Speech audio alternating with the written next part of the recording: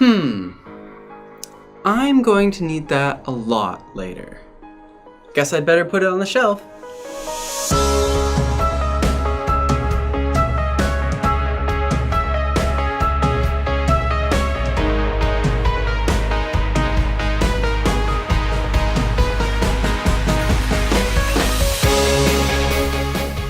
What's up? Eric here again, and I'm going to walk you through some of the first things you'll see and want to explore when you start to use your Chromebook. When you first log in, you'll be presented with a pristine default desktop and what is called the shelf running along the bottom of the screen. Here you can pin Chrome apps as well as normal websites. It also houses the launcher button on the far left and the notifications and system icons on the far right. Clicking the launcher icon opens the Search and Recently Used Apps dialog, and clicking the Up button below that shows all the apps. You can rearrange the order of these apps by clicking and dragging, and you can create folders by holding one app over another, much as you would do with a smartphone or tablet. To pin an app to the shelf, you can either right-click and select Pin to Shelf, or drag the app icon from the All Apps menu down to the shelf. To unpin, you can either right-click on the icon and select the Unpin option, or drag the icon off of the shelf. To pin a shortcut for a website to the shelf, browse to it in Chrome and select the Create Shortcut option from the Chrome browser menu.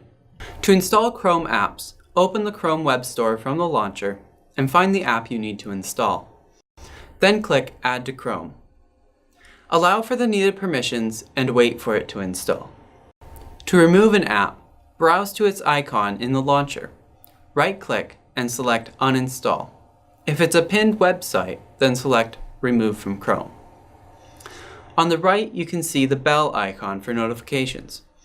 When there are notifications, you can view them by clicking the bell and review them one by one. Clear them all by clicking the icon with 3 lines. Enable Do Not Disturb by clicking the button in the middle, and manage which apps and websites can send you notifications by clicking the gear icon. The last thing on the shelf is the time and system icons like Wi-Fi and battery level. Clicking your profile picture allows you to have easy access to the settings, help, lock, and shut down buttons. Settings that you can quickly change right there, like input methods, network connectivity, Bluetooth, Chromecast, and volume and sound devices. And of course, there is the Sign Out button. The Help menu gives you access to a lot of handy resources if you find yourself in a bit of a bind.